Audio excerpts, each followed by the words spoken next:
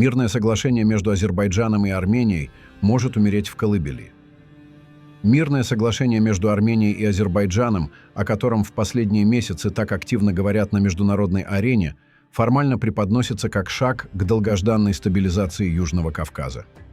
Однако при более внимательном рассмотрении становится очевидно, что сама логика внутренней политики Армении и Азербайджана, а также противоречивые интересы внешних игроков, делают этот процесс чрезвычайно хрупким и подверженным множеству рисков. Южный Кавказ на протяжении десятилетий служил ареной пересечения интересов России, Ирана, Турции и Запада. Именно здесь сталкивались противоречия крупных держав. Именно здесь формировался уникальный узел нерешенных конфликтов, начиная от армяно-азербайджанского противостояния и заканчивая войной России и Грузии в 2008 году. На протяжении многих лет Армения считала Россию главным гарантом своей безопасности и главным экономическим партнером. Но Вторая Карабахская война 2020 года и окончательный переход Нагорного Карабаха под контроль Азербайджана в 2023 году показали, что Москва не готова вмешиваться в полном объеме, а ее роль гаранта оказалась весьма условной.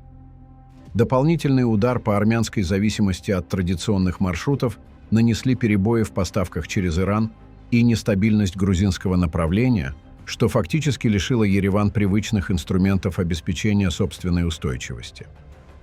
Эти обстоятельства постепенно вынудили Армению искать новые направления внешнеполитического маневра, в первую очередь на Западе. Символом этого поворота стало подписание 8 августа 2025 года при посредничестве США меморандума с Азербайджаном. Документ задуман как часть более масштабного проекта соединения Центральной Азии с Европой через так называемый Срединный коридор. Его центральный элемент – 43-километровый транспортный проход через юг Армении в сторону Нахичевани, который должен находиться под совместным управлением Еревана и международных партнеров при ведущей роли Вашингтона. Для США этот проект означает снижение российского и иранского влияния, укрепление позиций НАТО в регионе и создание альтернативных торговых маршрутов, которые ослабляют зависимость Европы от традиционных источников энергопоставок и коммуникаций. Для Азербайджана соглашение является закреплением его регионального превосходства, дает прямое сообщение с Турцией и укрепляет позиции Баку как ключевого игрока в транзите товаров и энергоресурсов. Для Армении же выгоды выглядят менее очевидными. Обещания инвестиций и открытие границ с Турцией остаются на уровне деклараций, а общественное восприятие документа окрашено в негативные тона, что создает серьезные трудности для армянского руководства. Главный вызов связан с внутренней политикой Армении. Премьер-министр Никол Пашинян сталкивается с падением популярности и усиливающимся давлением со стороны национально ориентированных политических сил Армении, которые называют соглашение актом капитуляции. При этом речь не идет о Роберте Кочаряне и Серже Сарксяне.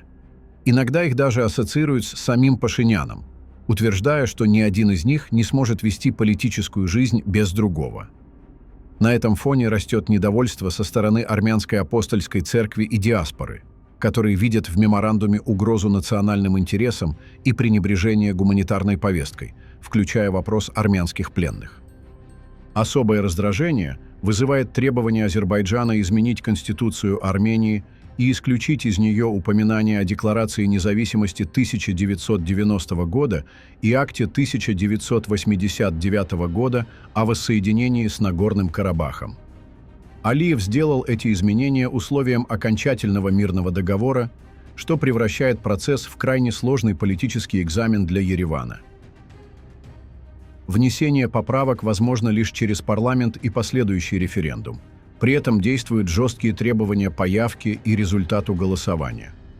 Любая организованная кампания бойкота или сопротивления со стороны национальных сил Армении с помощью армянского народа способна сорвать процесс. Юридически этот вопрос выглядит менее значимым, ведь Конституционный суд уже признавал приоритет международных договоров над внутренним законодательством. Но политическая плоскость куда важнее. Общество крайне болезненно воспринимает подобные шаги, а Азербайджан настаивает именно на символическом изменении основного закона. Таким образом, именно политика, а не формальное право определяет перспективу договора. Параллельно Пашинян усиливает контроль над внутренними институтами, арестовывая ключевых оппозиционных депутатов, ограничивая влияние бизнес-элит и религиозных деятелей. Эти действия позволяют правительству удерживать краткосрочный контроль, но создают риск дальнейшей эрозии демократических практик, что уже вызывает обеспокоенность в Брюсселе. ЕС и США оказываются перед дилеммой. Слишком активная поддержка Пашиняна может ускорить откат демократии, а дистанцирование создаст угрозу срыва мирного процесса и усиления пророссийских сил, которые все активнее консолидируются к выборам 2026 года.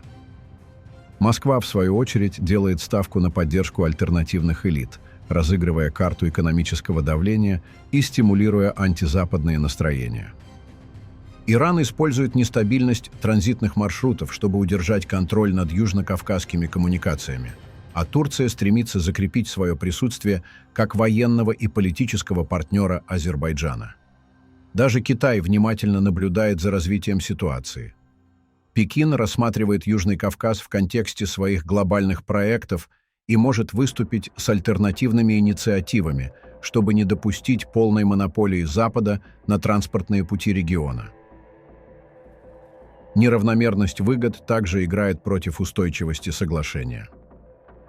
Азербайджан уже получил фактическое признание нового транспортного маршрута, а с него также были сняты ограничения американского закона, блокировавшего военные поставки, введенного еще во время Первой войны в Нагорном Карабахе.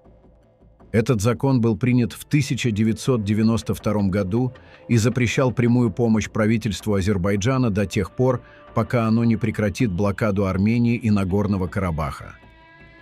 Армения же остается с обещаниями, которые пока не подкреплены ни открытием границ с Турцией, ни ощутимыми инвестициями в инфраструктуру. Это создает ощущение дисбаланса.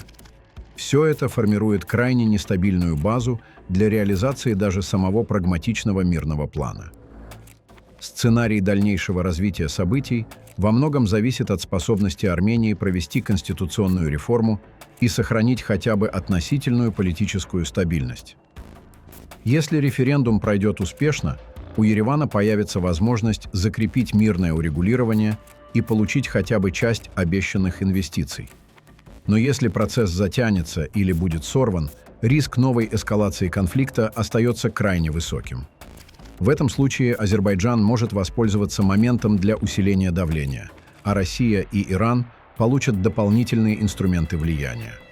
Для США и ЕС провал означал бы потерю доверия в регионе и ослабление стратегических позиций на фоне глобального противостояния с Китаем и Россией. Таким образом, меморандум, который в Вашингтоне преподносится как дипломатический триумф, на самом деле является лишь началом сложнейшего процесса, где каждый шаг сопровождается угрозой внутреннего кризиса в Армении и потенциальной дестабилизацией всего региона. Южный Кавказ вновь оказывается в положении, когда локальные политические баталии способны перечеркнуть глобальные геополитические расчеты, а мирное соглашение рискует остаться лишь нереализованной возможностью, умершей в колыбели. Пишите ваше мнение в комментариях и подписывайтесь на наш канал, чтобы не пропускали самые важные и актуальные новости мира и Южного Кавказа.